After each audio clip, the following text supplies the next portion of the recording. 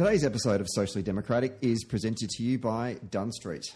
Dunn Street is a progressive campaign agency that specialises in campaigns and community organising. We work with non-profit and community-based organisations, trade unions, progressive businesses and social democratic parties across the globe. Dunn Street develops community engagement and organising strategies to win campaigns both big and small. They train engagement staff, volunteers and organisers in leadership and power building, and we help leaders craft their own narrative that tells a story that can unite people and move them to act together. And if you want to create change in your community, then hit us up at dunnstreet.com.au. Today's episode is also brought to you by Maurice Blackburn Lawyers. When you need support with a legal issue, it can feel daunting, and that's why for over 100 years, Maurice Blackburn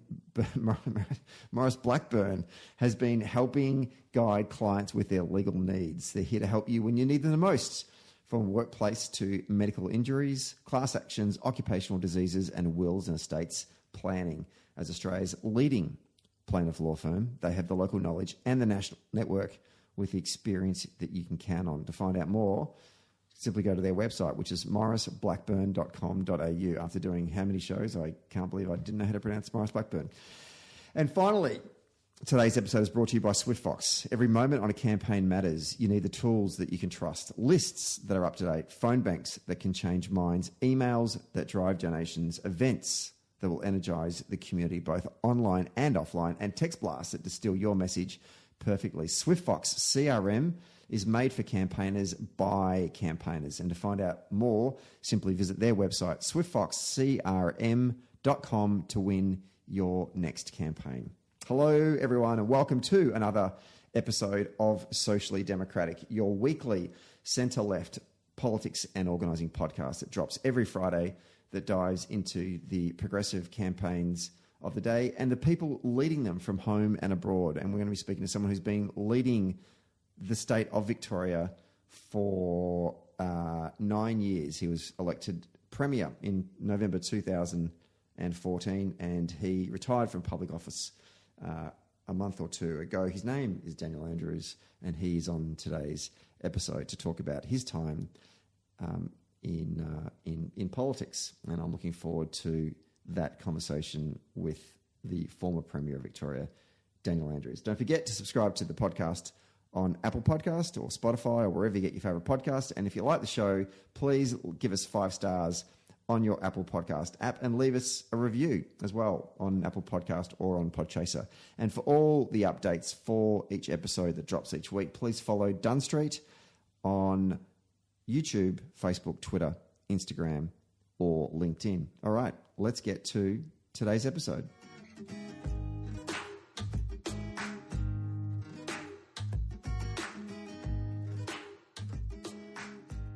We're taping this one on a Friday afternoon on the lands of the Wurundjeri people, and joining me in the Socially Democratic studios for the third time is the former ALP Assistant Secretary, former member for Mulgrave from 2002 to 2023, the former leader of the Victorian Parliamentary Labor Party from 2010 to 2023, and the former Premier of Victoria from 2014 to 2023, and now a citizen.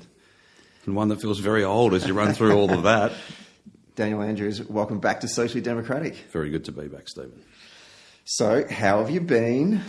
I'm getting asked that a lot, actually. Well, it's been good. I've got nothing to do, but I'm very, very busy. So it's a bit of a adjustment. Lots of stuff around the house and a bit of golf and catching up with a few friends and all that sort of stuff. Yeah, it's been good. It's a pretty big adjustment though to go from, just in really practical terms, to go from literally every minute of the day being planned out, and if it wasn't planned out, you were thinking about, the next day's planned out stuff, to suddenly having a lot of free time, which is it's good. I was thinking about even practical things like, when did you first become a minister? In 2006. Yeah. When was the last time you drove a car, given... Well, there's a bit of urban myth about this. I had a driver for 17 years. He was my driver and part of the family, and really good guy. And I would still drive myself to play golf, for instance. I was not very big on having white cars dropping me off at the golf club, so I would drive myself. Yeah. And every now and then I'd do a bit of normal stuff, drive to my mum's place or pick up kids and all that sort of stuff. But yeah, that's one of a number of different adjustments. Indeed. And so you've now discovered Uber as well, I'm assuming. I have. Well, no, probably the biggest. It's not so much driving, because I used to drive a bit, even when I had a driver. But I had to go and buy a couple of cars. I hadn't bought a car for a very long time.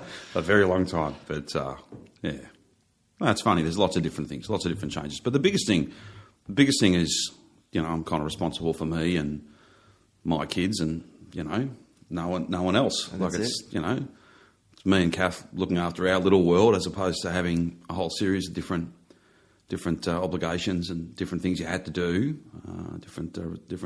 different responsibilities that are no longer on my plate; they're on someone else's. And as a former premier, you get like a little office.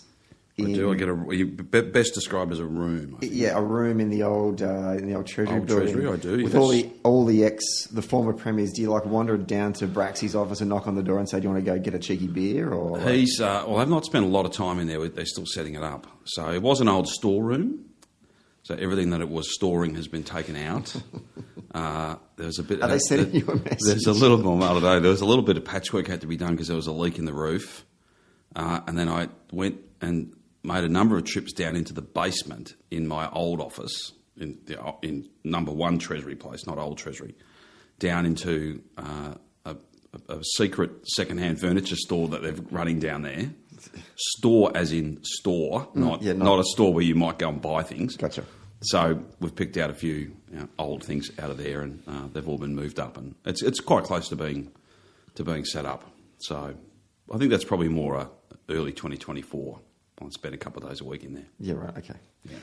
I want to first get your reflections on your resignation and retirement from public life first, and then we maybe go back to then do a bit of a kind of chronological conversation. I'm in your hands. What was the thing that drove you to decide that you wanted to pull the pin? Well, as I said on the day, and look, I think we caught a lot of people by surprise. There'd been a lot of speculation, a lot of talk for pretty much from polling day last year. How long will he stay? Will he go? All this sort of stuff. But I don't think anybody quite expected that we would make that decision grand final week. But look, as I said on the day, the moment you start thinking about, the moment your mind starts wandering to thoughts of what it will be like, what it would be like if you weren't doing the job, then you owe it. And this sounds very cliched and a bit like it's a line. It's not. It's just true. You owe it to the people that you love, to your family who give a lot, and there's lots of privileges. There's lots of fantastic experiences, but I think it's fair to say politics in the last 5 years is very different to any other time in our history. So there's been some nasty stuff as well.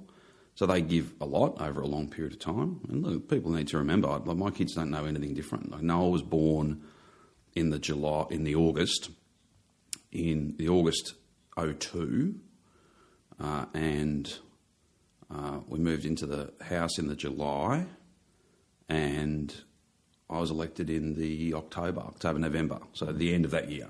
So that's all they've ever known, is Dad doing this sort of stuff. And there's been different roles along the way, but public life has been, what we've done for the last 20 plus years.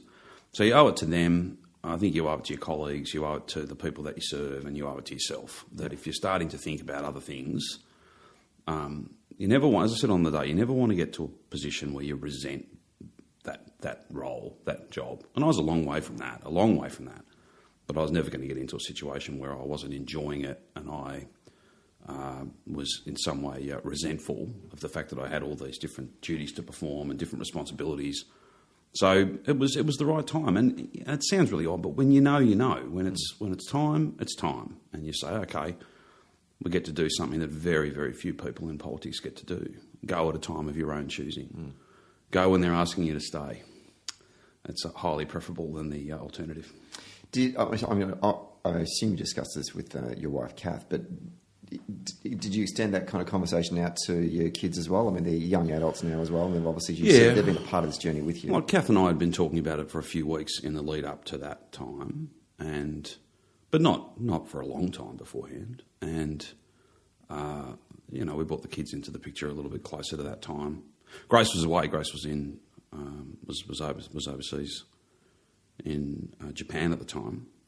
So she wasn't there for the announcement, which she was a bit upset about. But yeah, look, when you know, and to catch people by surprise is one thing. Like, I don't think anyone picked it, but at the same time, doors open, doors closed, all those sorts of things. And it's a great team, and they've got a big agenda. And this was never, despite what people write and what some people think, this is never anything other than a big team of people who all work very hard. And there's a captain of the team, sure, but and my name's on the front door. But this is a really comprehensive and thoughtful and passionate and hard-working group of people. That's colleagues as well as staff, and they all march on to continue doing the important work. They do. Let's talk about when this important work first began, and I want to go back to 2010 when Labor lost, Victorian Labor under the leadership of John Brumby lost the election, which really surprised everyone. I think it surprised people within the party. I think it surprised journalists. I think it surprised the Liberals who were then elected to government.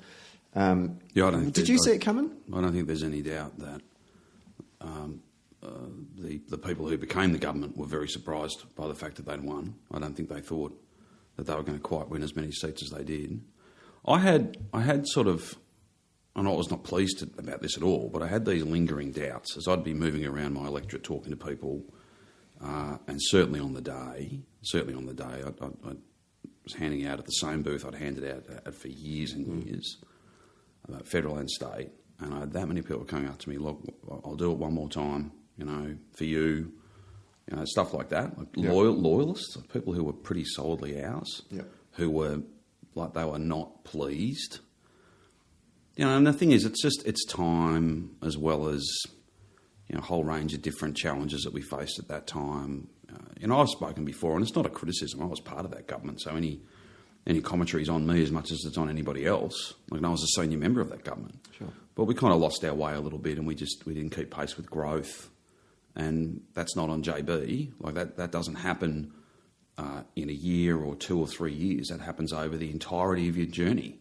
Like, we were in power for 11 years, and if you get to the end of that period where you've built lots, but you haven't built enough, where you've done lots but not enough, then that's on all of us, all of us.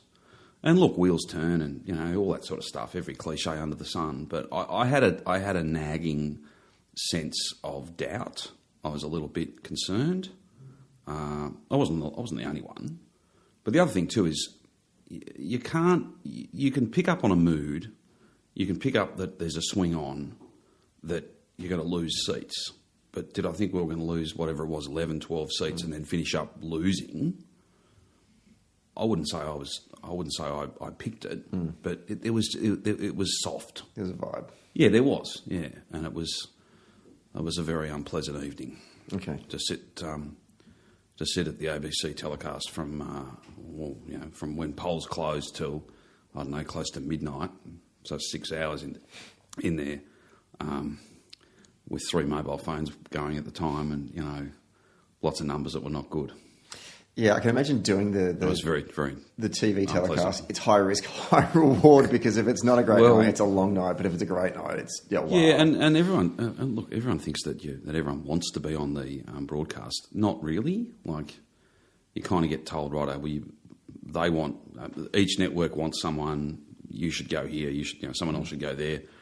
And I wasn't lobbying to do it, but I did it, and it was a bloody long night, and it didn't end well. Although it didn't end that night. We had Bentley, which was outstanding, by a handful of votes and a couple of other seats that were close, but that was the one that was always going to be the difference. Yeah. And look, to be honest, everyone focuses on the fact that we lost, and that's, makes sense. But the narrowness of the loss was not unimportant over the next four years. Indeed. Let's talk about those next 4 years, starting with you deciding to put your hand up for the leadership when a lot of people thought, oh, this is just going to go to the right faction within the caucus. Why did you put your hand up? Well, I don't know that I necessarily put my hand up. I think I had people come to me and say, oh, you're going to have to do this. And there was debate and discussion about whether, I'd be the deputy or the leader. And then the right couldn't agree on who they would support. They seemed to be able to agree on who they wouldn't, which then meant, you'll have to do it. And I've been around long enough to know that I think that many people were able to come to that position because they were certain in their own minds that, whoever got the job would be there for a period of time, and they wouldn't do very well, and they would be probably lopped, shall we say, pruned. Yeah, a transition leader. You'd be a transition leader, and you'd get shot, 6 months out or a year out or something. Or if it were going really badly, they'd let you eat the loss in 2014 and then get rid of you, not long thereafter. So I was fully aware that history was not with us, and that whilst there were some enthusiastic supporters in the caucus, there were others who, better he does that than me. So courageous. Well, yeah. Look, when you're called to do a job, you do the job. And look, the other thing too is people forget my seat was very, very marginal. So at one point, it was kind of we win, or I won't be there. Like, I was trying to remember when the redistribution cycle. I think it was during that term. So when we ran when we ran in 14, it was either win your seat or win the election, or you may not win your seat. So which was fine by me, because if we didn't win, I didn't want to really necessarily be there again for another 4 years. Yeah. Certainly, look, how you come to these jobs is not unimportant. The closeness of the parliament turned out to be really, really important. I went into election night in 2010 just wanting to be the health minister in a fourth-term Labor government. Things turned out differently. I'm not so self-important or sort of lack self-awareness sufficient that I think that I was called because of my innate skills and qualities. I think it was, who's going to do this job? It's a shit job. Who shall we get to do it? And people could coalesce around me because they were opposed to others, basically. But then once you get the prize, and it's a great honour and a privilege to lead your party, particularly Australia's oldest political party, the most progressive wing, division, branch of our party, the Victorian Parliamentary Labor Party. It's a great honour. But it's not so much having become the leader as what we determined to do with it very early on that I think made the difference. So you get your feet under the desk and you start to settle in. You're now experiencing life from opposition. What, if you think back now and reflect on the foundations that the team built, what were those strong foundations that led to putting Labor in a chance of winning in 2014? Well, I think there's a couple of points. One, we had a very, very experienced front bench. We had lost seats, obviously, to lose, but it was a very tight parliament. A lot of the senior team, people who'd been very senior ministers, knew government, knew how the public service worked, knew how the parliament worked. All of those people absolutely signed up to continuing to work hard. So it was a crack team in many ways, up against a bunch of people who, I won't say that it wasn't an accident. Like, they won fair and square, and they ran a really good campaign, a really, really good campaign. But I think they were at least as surprised as some of our people were to find themselves on the Treasury benches. I don't think they did themselves any favours. Like, they took ages to appoint staff. They were not a unified team, at least from our vantage point. And we were absolutely ruthless. We knew that if you didn't run to win in 14, that you would go backwards. That history has you losing more seats and the government finishing up off a close result in the first election, then having a much more workable majority, and you're out for a decade or you're out for more. So we knew you had to go hard and you had to be brutal and you had to really, really focus on winning. Not this, we're here to hold the government to account. Well, yes, you are, but we're here to win. We're here to replace you. We are better than you. We have a bigger vision than you. We've got a better plan than you. We are going to do you. And that's exactly what happened. That's exactly what happened. And if you don't have that sort of self-belief and that sense of clarity about what your role is, it's not to observe someone else govern the state. It's to win the prize. And you do the work. Because, we've got a better and bigger and bolder vision. And it turned out that we wanted it for the right reasons. We'd shown that if we were given it, we would work hard, and Victorians gave it to us. Talking to social democratic parties overseas that are in opposition to trying to get back into government, I've tried to give them the advice, don't govern from opposition. And I think that's something that your team in that 2010 to 2014 period did well. What do I mean by that? What do you think we mean by that when we say don't govern from opposition? And what did you do in a way that... Well, you're not the government. There are certain things where there's bipartisanship is best. Issues of social cohesion, issues of, you'd hope, things like law and order and other things that are just givens. All too often they don't become the subject of bipartisan support. They're kind of weaponised in pretty obvious terms. But you are not the government. It's not your job to run the place. Like, you shouldn't try and run the place into the ground either. Like, that doesn't serve you well. Like, if you put yourself... I've had this conversation with you before. If you put yourself first, if you act in your own self-interest against the interests of the people you hope to govern and whose support you'll ultimately rely upon, then people work that out. Like, they spot that and they work out that you want it for you, not for them.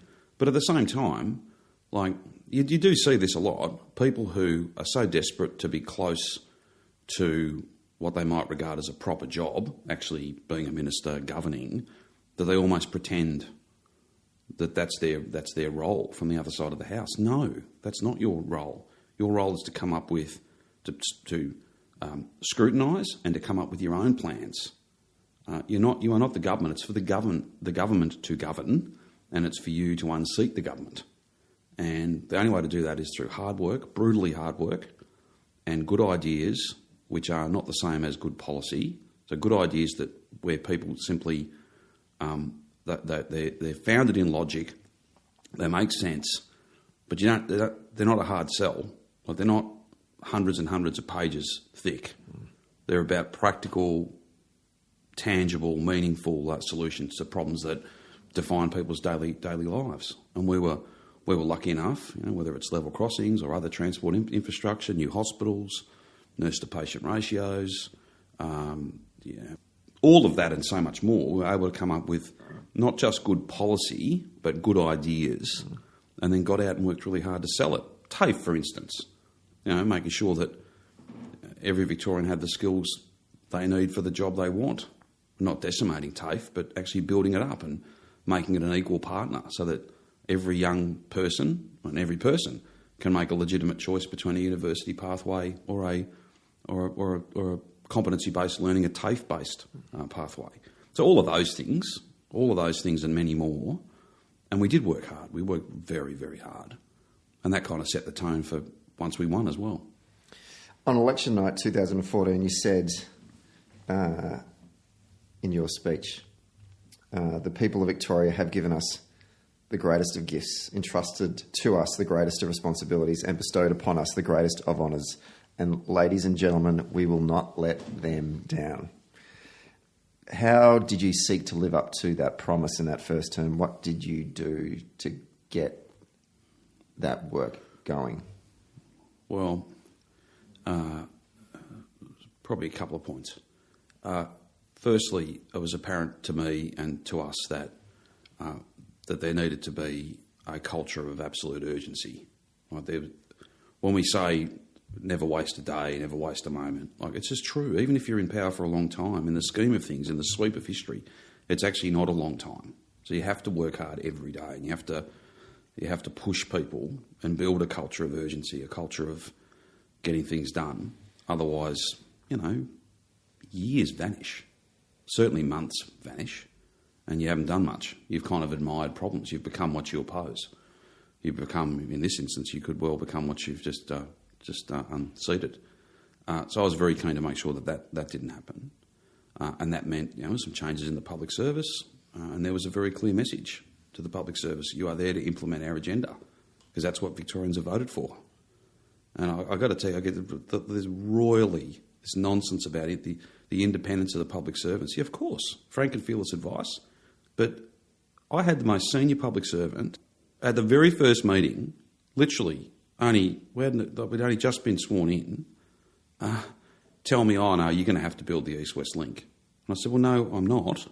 I've just had millions of people vote to not do that, and instead voted for our alternative plan. And that's what I'll be building, thank you very, very much. Oh, no. It kept going on and on and on. So if that's frank and fearless, well, I think Victorians trump that. I think Victorians beat that out. I think Victorians' voice should be heard, and it's the government's agenda that you deliver, not what an unelected, largely unaccountable public servant thinks you should do. There's a point of balance here, though. You want the best advice, and we've always prided ourselves. I think we have one of, if not the best public service anywhere, filled with passionate people, hard-working people, brilliant people in many, many ways. But it's the government's job to determine what the priorities are, and it's the government's job to get on and actually deliver. So we didn't build the East-West link because we said we wouldn't, and it was a dog. And if we'd done that, we would have been in this glorious position where all the things we said we'd do and that Victorians had voted for, we would not have been able to do. And the very thing that we'd said we would not proceed with, we would have made our flagship. How do we reckon that would have worked out? I don't think that would have worked out very well at all. Not just for me and us, but for the state. So, that culture of urgency was very important. And I make no apology for being very clear with public servants and others that these are the things Victorians have voted for, and these are the things we will do. And we're not entering into a debate about that, because if they're good enough to promise, they're good enough to get on with. When you get elected, unless there's a huge change in circumstance, and then it's not for the bureaucrats to say, well, we've got new priorities. It's for the political leadership to stand up with the courage to explain why. I was going to ask you these questions later on, but let's go there now and talk, because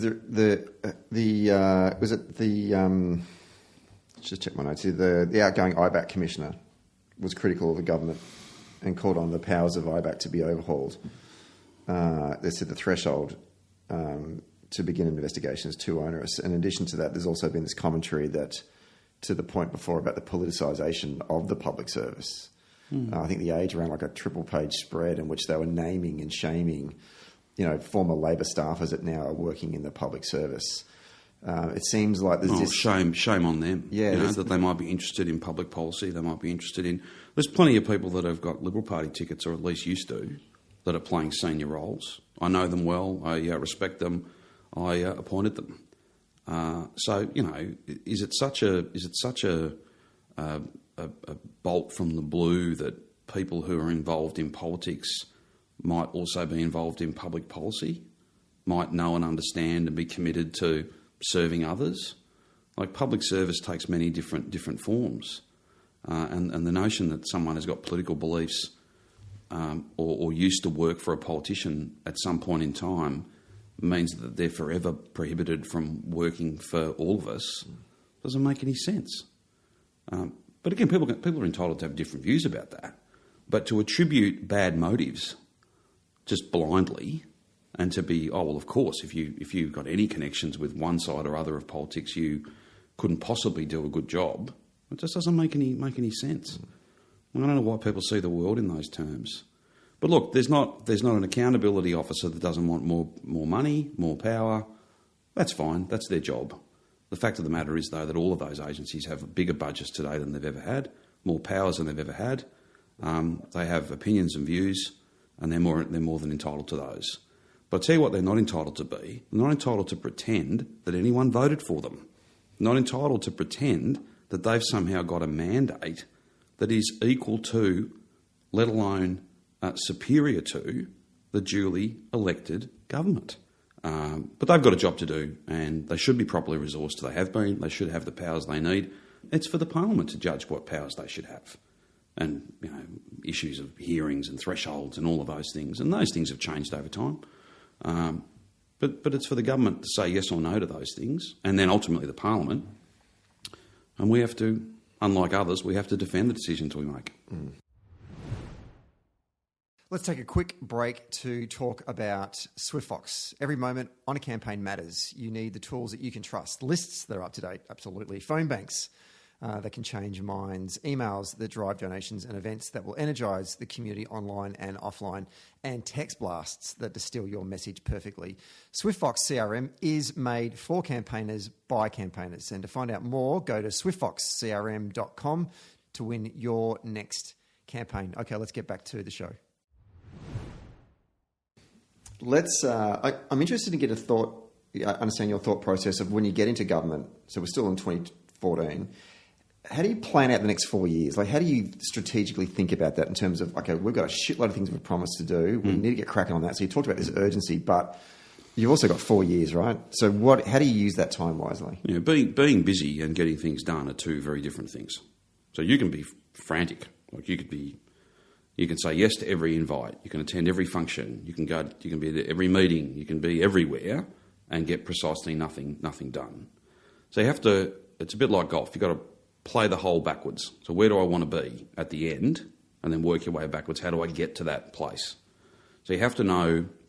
Okay, if it all went well, this is where we would be. This is what we'd have to show for our efforts. These are the things we would have achieved. These are the things we would have. Challenges we would have dealt with, all of that, at the end, and then you work your way backwards from there.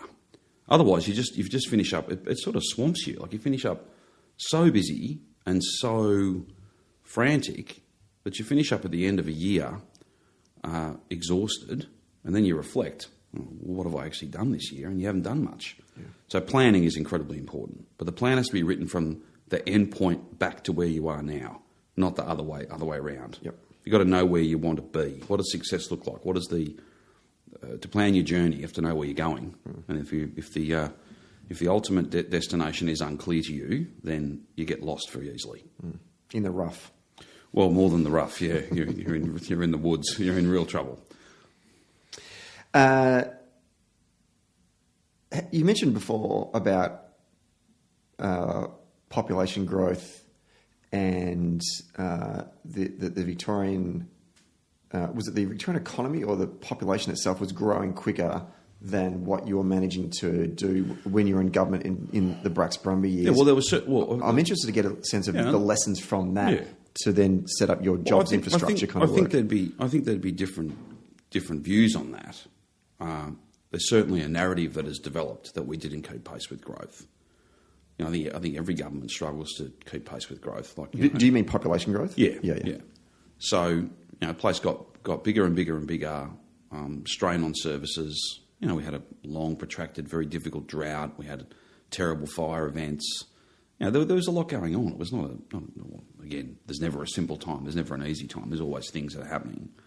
But all I'm saying is not everyone would necessarily agree with that thesis. Sure. But if you accept that for a moment, then what did that mean for us? Well, it meant that we were not governing from opposition. We had a jobs plan, we had a skills plan. We went and ran hundreds of forums, listening to people, inviting people into our policy process, and saying, well, and then it's no surprise that people support policy that they've helped to write. Like, it just makes sense. Yeah. And then once we won, and we knew where we had to be at the end of the 4-year term, so in 2018, we needed to be not like the government we had replaced, who had built precisely nothing. Like, I was just crossing the road coming to see you today. The CEO of the Iron Ear Hospital grabs me at the lights and says, "G'day." They've just got their occupancy permit today. This was the only health project that the government we replaced actually started. That's in 2011. It's just being finished now, by us, by the way. So we were very clear that we could not become what we had just beaten. We had to be something very, very different. And there had to be that urgency and that sense of achievement to get things done. The other thing too is, it's not just about politics, it's about the economics of this. Like if the government's having a go, that sends the clearest message to the private sector to invest, to take risks, that things are happening here, that this is a great place to be, that there is a sense of urgency. There's a program, things are happening. You create momentum, you create your own weather almost, The other thing too is that the government doesn't create every job, but the government can underpin demand. The government can play its part in the strength of the state. So for every good reason, not just, well, we want to be in government and we want to win, no one wants to lose, but beyond that, for every good reason, having a go matters. Actually getting things done matters. Getting shit done matters. And that was our culture, that was our practice. And our first 100 days document really has set up a decade or more in office. Literally, those first 100 days and our clarity, those decisions, for instance, providing the $300 million to plan Metro, when I was told by newspaper editors and others, that'll never get built, and you're cooked in 2018, you've cancelled East West and you won't have Metro tunnel started, that's all a pipe dream, you're gone. Well, it's opening. Ahead of schedule. I'll leave it to the government to announce when it's opening, but it's early. Yeah. It's a year ahead of schedule. It's going to transform the city and therefore the state. And the genesis of that, the beginning of that, is those first 100 days and that sense of urgency. And JA and others can be very, very proud, very proud. And as millions and millions of Victorians travel on that, once it's open, they will be blown away, I think, at just what's been built underground there. It's huge. I was get invited onto Mornings with Raf on ABC Radio here in Melbourne. Hi, Raf. Thanks for having me on. Every couple of weeks. Don't know why they keep having me back, but I was on with Charnel Vella from Channel 7 a couple of weeks ago, and we were talking about infrastructure. And Raf asked me, can the government deliver on all of these projects that are coming up? And I said, yeah. And they kind of laughed at me going, you're pretty sure of yourself. So I'm going to put the question to you. Can the government do that? Like there was a view there that where are they going to get the workers from? And I kind of said, well, can't we just give the government the benefit of the doubt because they've already done the things that they said they would do in this last 8-9 years, that they can continue to do this? What's your thoughts about that? Well, important work is never easy. And if these projects were easy, they would have been done decades ago and they wouldn't be on the docket now. North East Link, for instance, we've got a ring road with a gap in it. Makes no sense at all, right? That's going to finish up being one of the biggest projects in the state's history, maybe even country's history. It's a massive, massive project. It's not about can it be done. It's, well, what's the alternative? Like it has to be done. These things have to be built. Otherwise, as we hurtle along to being Australia's biggest city, our quality of life will be unrecognisable if we don't get on and build the transport infrastructure that we need. And it is road and rail, as well as hospitals, schools, all of that. And the other thing too is that there's tens of thousands, hundreds of thousands of jobs that are absolutely dependent on that civil works program. And none of it's easy. Like if because it's hard, we'll just abandon that. Well, that's not leadership. Like that's not leadership at all. The other thing too, like the sort of spin-off of that whole line of thinking, it's not 100% popular. Yeah, well, who said that you had to chase that? Like seriously, if you wait around for everyone to agree on what we should be doing, back to your earlier point about governing or, being busy but not doing very much, or you blink and next thing it's the election and you've had 4 years and you've done nothing. Like the search to be universally popular will mean you get precisely nothing done. And some people say, that's arrogant or that's this or that. No, you're not elected to admire problems, and you're not elected to find reasons not to do things. You're elected to get on and get it done. So yes, I think the government can deliver on all of that. But it isn't easy though. Like there are, coming out of COVID, there's all manner of supply chain issues. There's, it's a pretty. I don't like the term full employment economy, but we're not far off that. Like it's hard to find staff. That's why imagine where we'd be if we hadn't invested in TAFE the way we have. Yeah, bingo. Like just imagine. Plus, we've got a lot of workers in different sectors, not so much in the infrastructure space, although they work very, very hard. But when you think about, the point I want to make is more about, say, health workers. They're tired, like they're fatigued. It's still, there's still that whole washout of COVID for them. So there's lots of challenges, lots of challenges. And I think probably the better question would be, well, will it be easy for the government to build all of these things? Well, no. No one said it would be. And as I said before, if it was easy, somebody else would have done it. I have... like the government that we replaced, who didn't do much really at all. Well, I mean, anecdotally, I spoke to someone who was a public servant working in the sort of infrastructure space during the Baillieu-Napthine government, and they were bored out of their brains. They had nothing to do. So when you guys came in, they were like, oh, thank God, I've got something to do now. There wasn't much done. Yeah. And again, look, the Victorian community passed their judgment on them. I'm not here to be hacking into them, but it's not unimportant that we would, because it helped to set us up, not just to win, but it set up the type of government that we would be, and we still are, under different leadership and different circumstances. But that sense of, we don't want to get to the end of this term, however long it is, and not have done stuff. Like that's the definition of failure.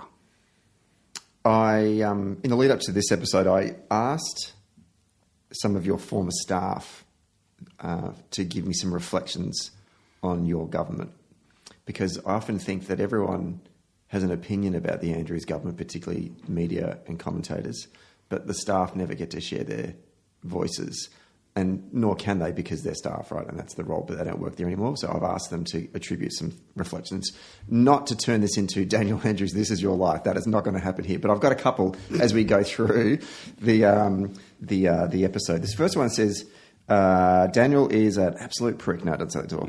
It says, Daniel it's about education.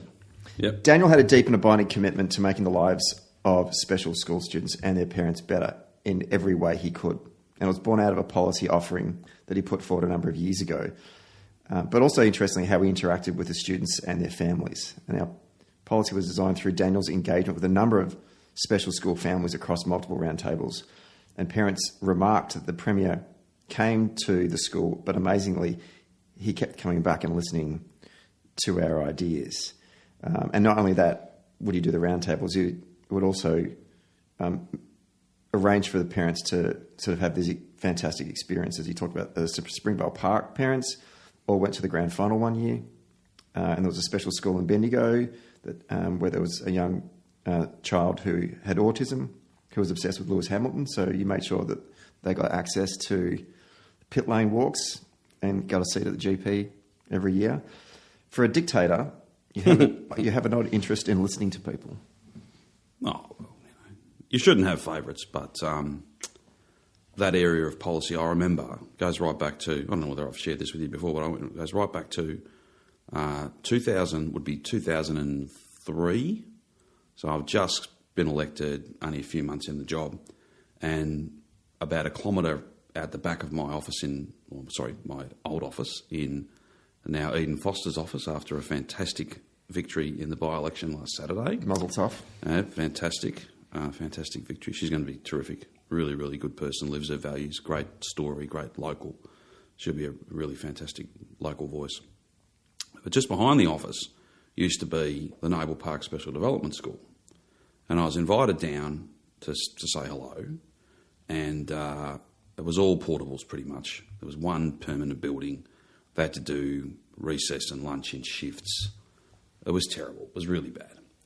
So really early on, they got in my ear, and I had no sense. I was like 30 years old. I had no sense of how that part of our education system worked, and that there was such a need for improvement.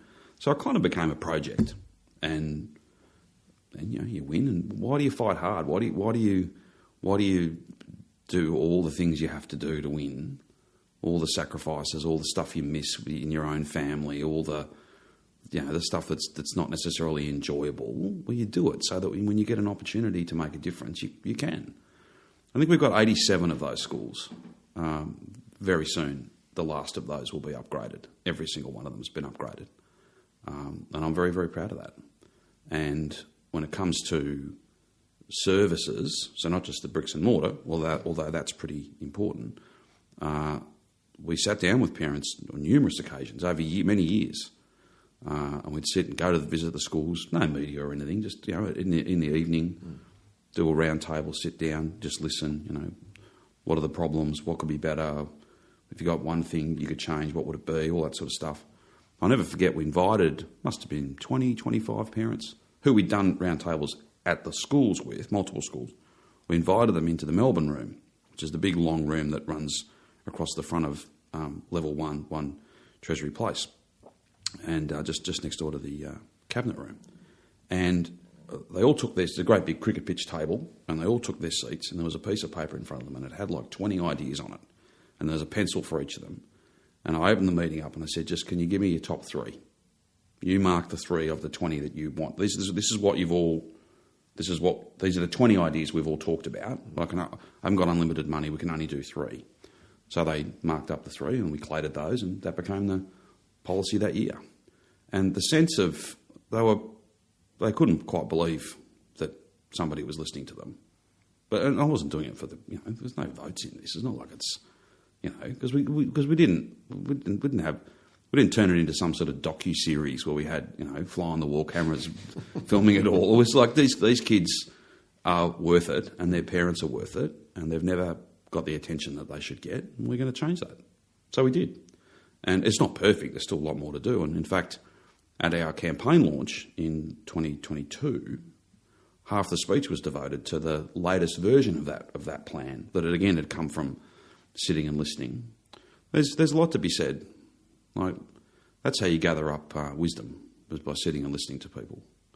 And, look, I locked people in their homes for 2 years. I know that.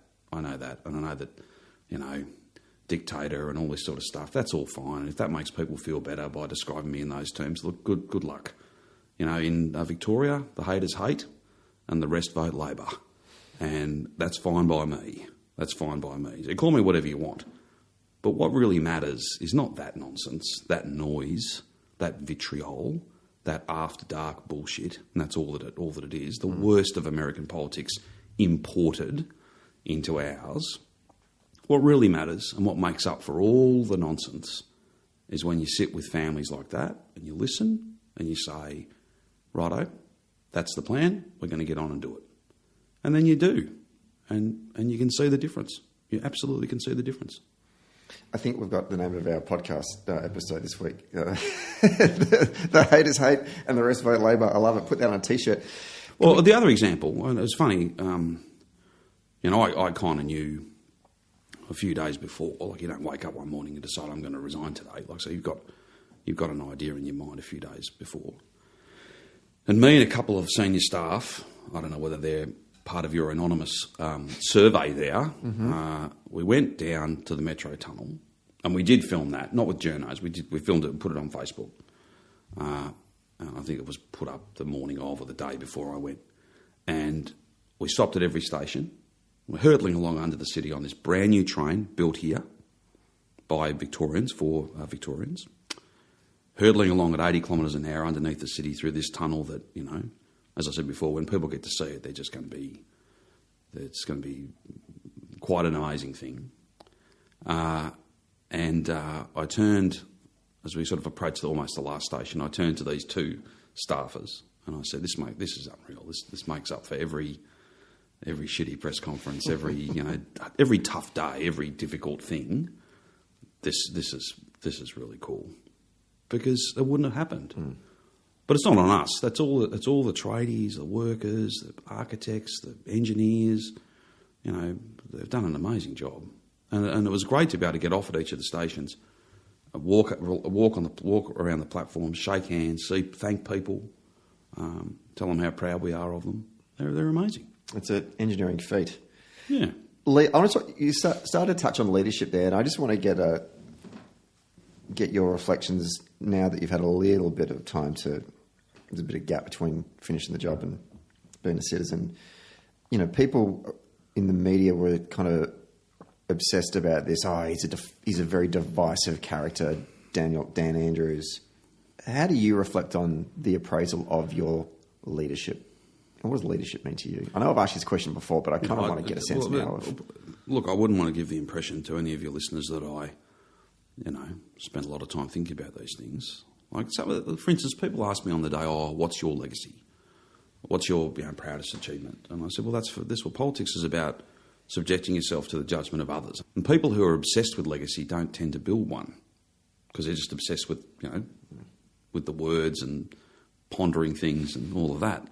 It's the doing that's most important.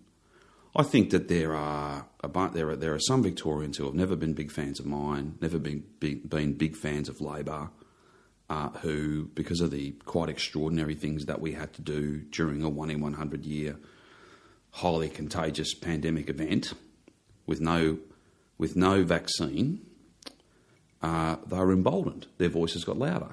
And that's fine. People are allowed to have views. How they express them is, probably, there's been some nasty stuff, some ugly stuff, but that's life. Polarising, divisive, scoreboard, 47 seats, 55 seats, 56 seats. Never been done before. So, I leave the opinions to these people who don't build anything for a living. They don't actually do anything for a living. They just commentate. And they're not unimportant. But spare me, please. It's like, "Oh, he won't come on our program." It's so disrespectful to our audience. No. I tell you what's disrespectful. When you, moments after the election has been won, you're essentially telling the hundreds and hundreds of thousands of Victorians who voted Labor, millions, that they were wrong and that the choice they made is a bunch of bozos. Well, no. We have an election. We have a winner. And people who are commentators ought be at least, if not respectful of the people who've won, at least be respectful of the office and the process. Again, telling people they got it wrong is hardly, the most respectful thing. But look, people will describe you as they see fit. You can't change that. You can't shape that. All you can do is just be focused on the facts, and the facts are we got a lot of stuff done. We made a lot of difficult decisions. We weren't about being popular. We're about doing what's right. And part of our brilliant democracy is people are allowed to have views on that. They're allowed to be divided and to have lots of different views. I'd much rather have people divided about me than have no opinion, because quite frankly, you occupied the office and you were just this blank space that offended no one and got precisely nothing done. Like, I don't think that would be serving your oath. I don't think that would be... That would not be repayment to your family for all the events you're not at, for all the distractions, for all the, kind of pretend parenting. And that's what you do. Like, that's no way to thank the people that are closest to you, to occupy the office and kind of, but everyone loves me. But that doesn't work either. You've got another question to ask. But I was determined, though. Like, I think the previous government were paralysed by the fact that they were popular for a time. Didn't want to do anything, because if you did stuff by definition, some people wouldn't like it. So that means you do nothing. By the end of your time in office, you're deeply unpopular because you've done nothing. So go figure. Who grounds you? Who keeps you grounded? Do you know what I mean by that? Like, what? Yeah. Like, being a politician, you drive around a car all the time. It's chauffeur driven. You're the leader of the state. You're on TV all the time. You can get a little bit carried away with yourself, right? So, what actually keeps your feet on the ground? Well, I don't want to sort of speak against the point I'm about to make. No one is so self-aware that they can be absolutely certain that they're not getting carried away with themselves, right? At the same time, though, I that's not who I am. You just get on with it. Just get on with the work, and you're too busy to be too kind of caught up in all of that. But for me, the way it presented was not that I'd be getting carried away with, self-important or anything like that. Although very few people who are self-important would know it. But I'll just put that caveat there. Mm-hmm. But so I'm told, the way it presented for me was not that I would be carried away with my own importance, but that I would go into these kind of deep dives of concern and worry about an issue, and I'd get a bit too focused, a bit too sort of singular with things, and to the exclusion of all others, and you're just a bit too intense. Yeah. So to the point of being grounded is not just about not being, up your own, but it's also about having some balance in your life. Yeah. So Kath and the kids, and the thing about three teenagers is that you're never in any doubt. They make sure you know and understand exactly. Are they brutal? Oh yeah, absolutely. Yeah, in a loving way, in a beautiful way, but they're brutal. Kath is not brutal. Kath's very clear though. Stop worrying about that. You can't change that. That's done. Move on, and then you move on. But there's no fear of getting carried away with yourself when you live in a household like I live in. And I'll just make this point. I've always lived in my electorate.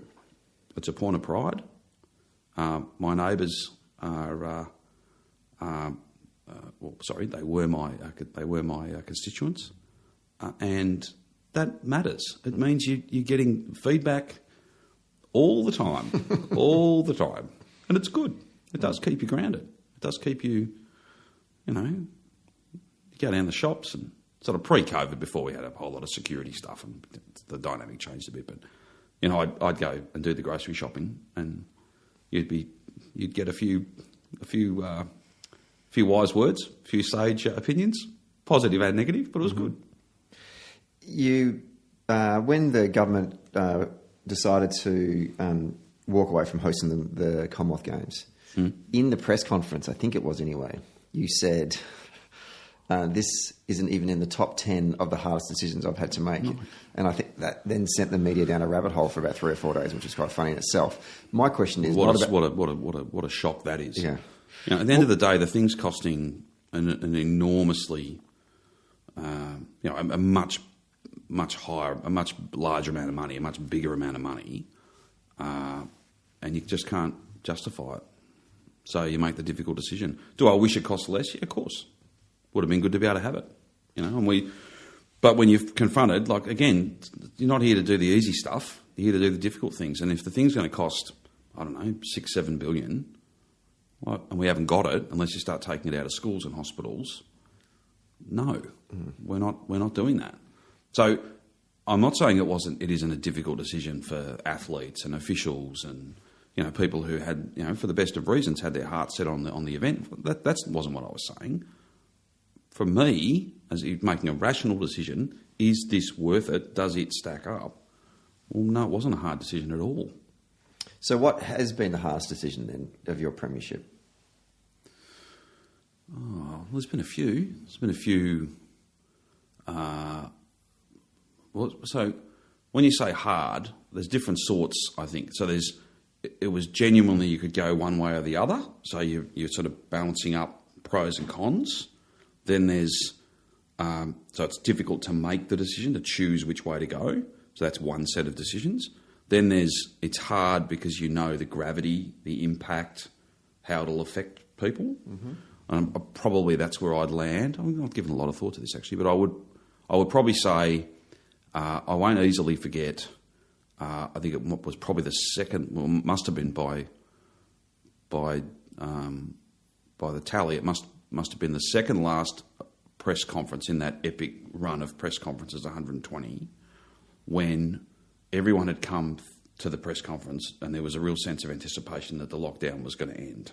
This is the second wave lockdown, the really long lockdown. Yep. But we had a bunch of test results that hadn't come back from the lab, and we had a bit of a problem I think from memory it was in the inner north, and there's some schools caught up, and tests hadn't come back. So we were hopeful that they'd all come back negative, but they hadn't cleared. And for whatever reason, I walk into Treasury Theatre and all the journos think it's the day. They think it's the end. We're going to be open up the next day. Yeah. And I couldn't announce that.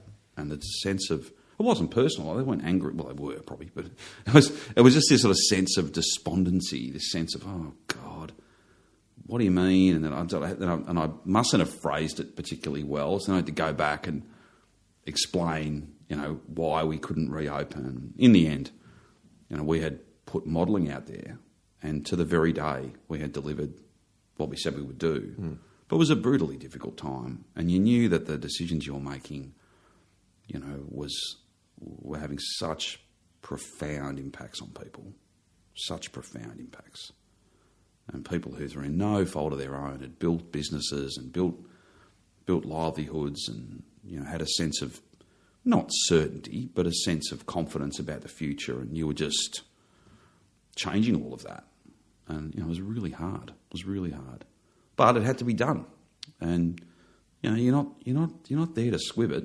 You're not there to chase the adoration and love of everybody. That's not the job. I've given this a bit of thought. Like if you'd been kind of, to your point about getting carried away with yourself, if you had this kind of I need everyone to love me complex through those couple of years, like who knows where we would have finished up. Mm. Like I simply won't make any decisions that people won't completely adore. Can you imagine where that would have been just horrendous. It was bad enough doing the right thing. If you'd been trying to turn it to your political advantage, or if you weren't a big enough person to know that with leadership comes an incredible responsibility to do what's right and what's evidence-based and all of that. If you could have if you'd been weak enough to suspend that, as opposed to what we did, which was to suspend politics, I don't know where we would have finished up. It would have been just like it was bad enough, let alone if you tried to be popular throughout it. So that's probably the hardest decision. That it seems a small thing, one more day when everyone had waited that long, but there was a sense of expectation. I think people had reached their limit. It was. Yeah. But no, we had to wait because the lab hadn't processed the results. I remember it vividly. I think a lot of Victorians do. It was a nasty presser. It was not good. Let's talk about the media. You just mentioned the media before. And here's another quote from another former staffer in terms of political communication. They say, Daniel is the best political communicator I've seen in Australian politics. In his time as Premier, I genuinely don't recall him ever saying something that couldn't be called a gaffe. We would discuss potential lines on various issues of the day, and annoyingly, his were always better than mine. Oh, that's very kind from someone. I wonder who that is. Mm-hmm. Now, I just want to get a sense from you about your relationship with the media, because they're important in a democracy. The fourth estate. Of course they are. They're a very important job to do. I wouldn't want to do that job. But it was very adversarial at times, though, wasn't it? Well, and I don't have a problem with that. I don't have a problem with it. Like those 120 press conferences, they got pretty willing, as they should. Like we were making extraordinary decisions in their scope, in their impact, in their import, and indeed in their cost, human, monetary. Like it was an unprecedented time, and you should be held to account. Why are you doing this? Please explain why you're doing this. Take us through it all. That's all fine. And if things are not done perfectly, and some things weren't done perfectly, far from it. That's the nature. There's no manual. There's no how-to. Then you should be scrutinised. That's never bothered me. Never. What bothers me, I wouldn't want to appear bothered. I'm not. But what concerns me is when you've got people who are just absolute pretenders. You're not a reporter. You're not a journalist. You're a partisan. You are not reporting the contest. You are trying to determine who wins the contest. And it might be why, some in the fourth estate who have never had a good word to say about me, but more importantly, because it's not about personalities, more importantly, They've never had a good word to say about our side of politics, and yet we keep on winning. We keep on earning the support of the Victorian community. Now, that's not to say that's not every journalist, no. I've never been one to pick up the phone and be, having a crack at editors or reporters. I don't think I've had a crossword with a journalist, really, apart from back and forth during presses. But it was not my style. Is that why you never went on Neil Mitchell? Oh, no, there's a few other reasons for that. And to be honest, I'm not interested in fueling that any further. Fair enough. And whatever I say will be the feature of some editorial. I will say this though, I sent him a message when he announced that he was going, and I meant it. All the best to you and your family. And he sent one back last night. And then when I retired, he sent me a message. And it was all the best. And then the next morning he's on radio that I'm the most corrupt, awful, terrible person in the history of the world. I don't operate like that. So I'm not here to bag him or his program, or really to discuss why I didn't go on his program. I had good reasons, and I'm just not interested in continuing that. More broadly speaking, I think you and I were talking about this a while ago, that those that are old enough to remember the 80s and 90s and the media influence in those days could make or break a government. And I think it's fair to say that your government's media strategy spent less time buttering up to editors and, to your own remarks as before, for favourable reporting, and used more time using the resources at your disposal, and social media platforms is one of them, to communicate directly to voters and winning 3 elections in the process. Do you think that the way that this government has kind of redefined political communication, and in doing so has kind of threatened I won't say the very existence of it, but they've become less influential and less relevant, and that's kind of is what is breaking their brains right now? No, I don't see it that way. The way I see it is when I say they, not all of them, some have inserted themselves into the contest so obviously, so ham-fistedly, that people don't listen to them anymore. They don't trust them. They don't have a sense that they are anything other than biased. I didn't do that to them. I didn't force that. I didn't create that. They're decisions that they've made. And they've all got a job to do, so do it. When you want to run around, banging on about the primacy of your role in our democracy, well, then fulfil it. And that doesn't involve editorial after editorial after editorial. Not a frequent Sky News watcher, but I can remember election night, last one, turn it on. They started their coverage half an hour early, so I turned it on. And it's going to be very close. Matthew Guy's run a great campaign. He's really had he's been in great form, great policy, done a great job. It's going to be really close. By 8:30, they've got to stop copying Labor. It was a shambolic campaign, awful, terrible. It's crisis, existential. And Peter Cradlin does her usual thing she does about 8:30 every election night. They've got to reconnect with conservative voters. Go further to the right. That'll work. So you kind of can't have it both ways. So so biased as to be, obvious.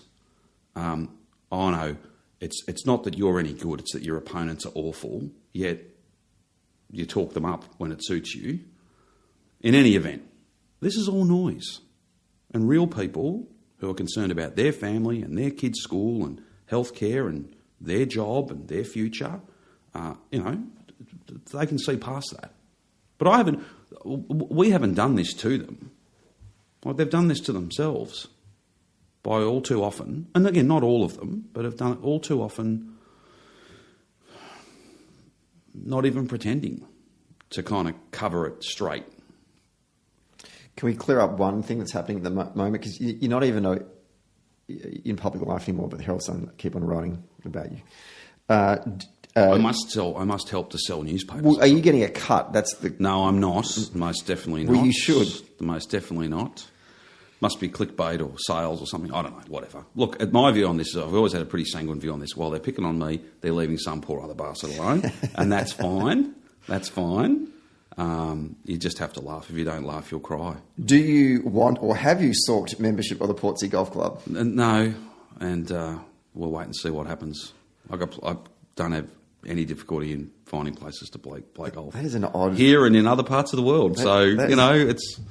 It's anyway. That is an odd one. That would be like for me... It's quite ridiculous. If I had started a campaign to say that I don't want King Charles to become a member of the Celtic Football Club. Well, I don't think King Charles actually wants to be a member of the Celtic Football Club, but I'm going to run a campaign on it for the next 6 weeks. And I want the Herald Sun to write about it. And somebody posed a question to one of the most vocal opponents of that possible theoretical membership. Well, you wouldn't have to play golf with him. Yes, but I might see him in the bar. I'm like, well, yeah. Well, you might see me at a restaurant anywhere in Melbourne. Like, what are you talking about? Which was put to him. Like, what are you talking about? I asked you before about what have been the hardest decisions you've had to make on the job, but I'm interested to know what were some of the proudest days on the job. For me, almost always it's stuff that people wouldn't necessarily know about, both highlights as well as lowlights. Like, when you've got to ring people at the worst moment in their life and try and be some small comfort to them. It's not a pro forma thing. It's you try and genuinely commit yourself to do that properly. You try and stay in touch with people. You try and, play that role. The other thing too is from a sort of personal satisfaction or, I'm really proud of that. A lot of the stuff, it's not front page news. It's small things, little things. People who will approach you in the street or ring you up or, I've got a problem, can you help me with this? And, for a friend or a neighbour or whoever it might be,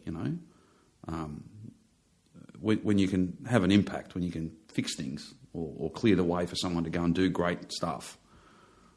Yeah, that's what's special. But, you can only be proud not of yourself, but proud of the people who build things when you go and tour. When you're part of a project from when it's a pile of dirt all the way through to something that's just spectacular. Like your sense of pride for and in the people who have actually built it. It's a special thing.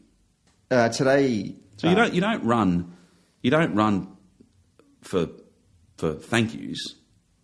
Like the best way people say thank you or validate you or kind of fulfill whatever need you have is to give you is to say, well, you can keep doing that job. As difficult as it is, you can keep on doing it. Here's another 4 years. That's what it's about. Speaking of elections, nice segue there for me, Daniel, thank you. On this day 5 years ago, the people of Victoria handed you a stonking 22-seat majority at the 2018 election. 5 years ago today? Yeah. Goodness me. What happened? Oh, yeah, well, yes, that was, yeah. one or two things happened between then and now. They have. Another election, a pandemic, very, very bad fires, floods, multiple floods. Yeah. What's been the most, for the campaign nerds listening, what's been your most memorable election campaign? Oh, the one that you get elected in, the first one, 2002, was that was a pretty special thing because I've been on the edge of and played a part in getting other people elected, but to get yourself elected, that's no small thing. Mm-hmm. We won a lot of seats that election. That was a pretty big result. That one. That was a big one. That was a big one, and I had a part to play in that. I've been blessed. I've been around a lot of great campaigns, not always with my name on the ballot paper though. Like Frankston East, the supplementary election, which got us the seat to then add the 3 independents in that, which created the Bracks government. That was in 99. In 99, that was pretty special. That was very special actually, and we won well. Burwood by-election when former Premier Kennett left. We won that well too, which was good. I was pretty happy to be the campaign manager there. Benalla, I was not the campaign manager. I sort of had responsibility in a broader sense, but we won that as well when the former Deputy Premier left. So they were all really good campaigns. Worst campaign, I reckon, was the federal election, the Tampa election. What was that? What year was that? 01? That's 01, isn't it? Yeah. When we the polling, we were going to win like 7, 8, 9 federal seats. It was a whitewash. It was like Flinders, Deakin, Aston, everything, Ballarat, everything. We finished up, we won McEwen, McMillan, everything, right? We were winning everything. And we won one. We won Ballarat. That was it.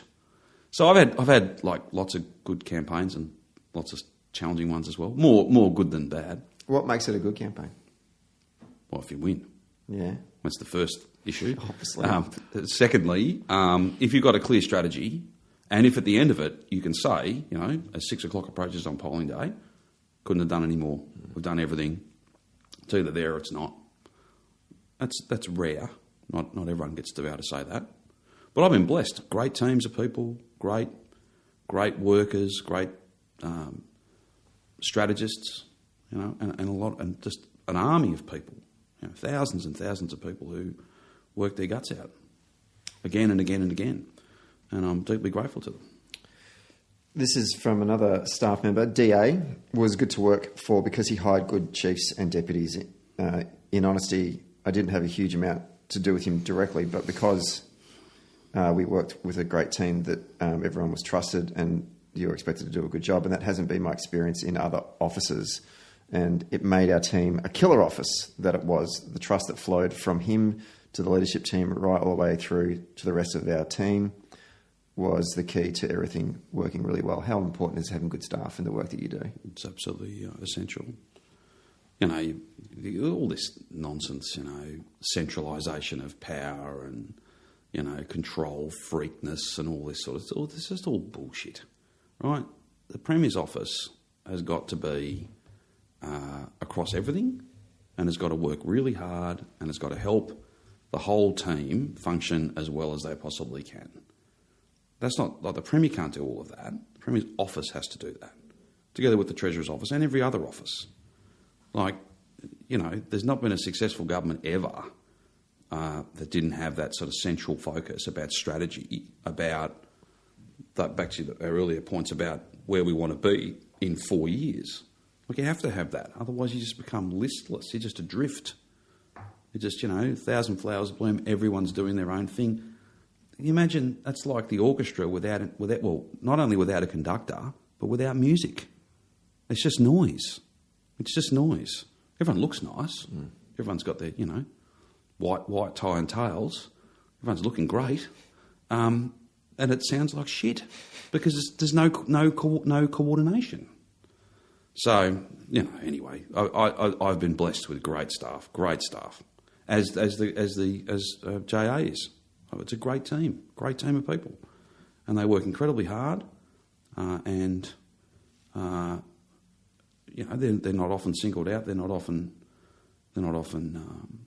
thanked appropriately for the work that they do, but they are incredibly important, just like public servants as well. But no, there is another way to do it, and that's to not have that kind of central clarity and strategy. And if the Premier's office hasn't got that, then the government won't have that. And you won't be the government for long, and for however long you are the government, you won't be very good. So people have views on these things. It's fine.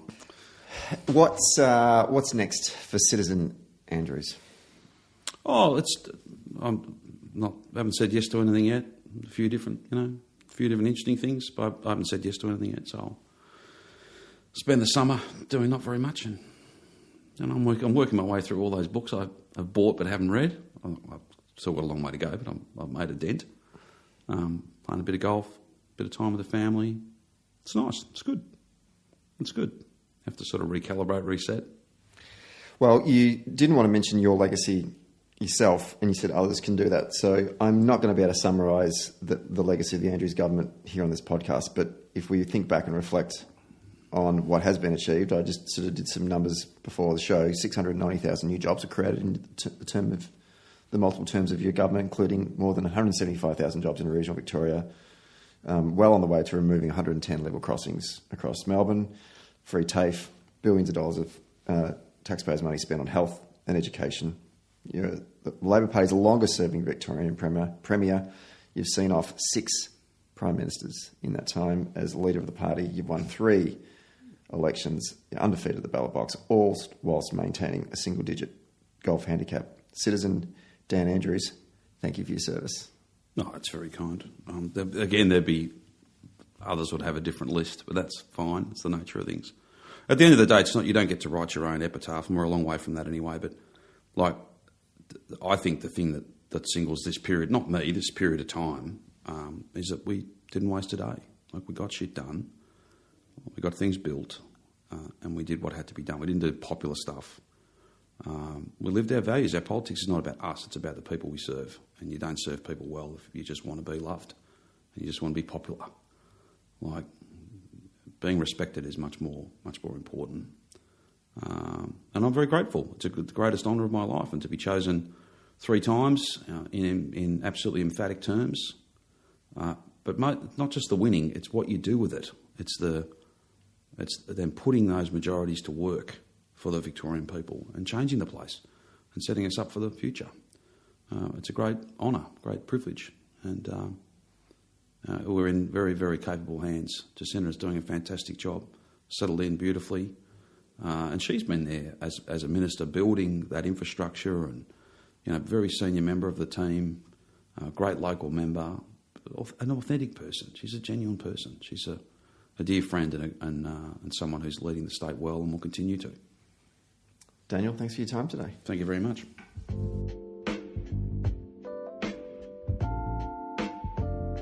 Hey there. Thanks for listening to Socially Democratic. Did you like the podcast? Hit the follow or subscribe button and be sure to leave a review on Apple Podcasts or Podchaser.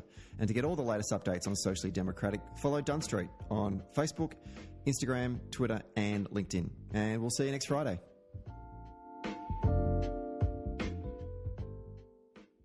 Socially Democratic was brought to you by Maurice Blackburn Lawyers. Maurice Blackburn Lawyers have spent more than a century paving the hard path to justice for everyday Australians. They've helped over 500,000 Australians turn their situation around, and they know how the system works. Their experience and skills means you'll get the best results possible. Find out more on their website, mauriceblackburn.com.au. Maurice Blackburn, experience you can count on. Socially Democratic was brought to you by SwiftFox. Every moment on a campaign matters. You need the tools that you can trust, lists that are up to date, phone banks that can change minds, emails that drive donations, events that will energise the community online and offline, and text blasts that distill your message perfectly. SwiftFox CRM is made for campaigners by campaigners. To find out more, go to swiftfoxcrm.com to win your next campaign.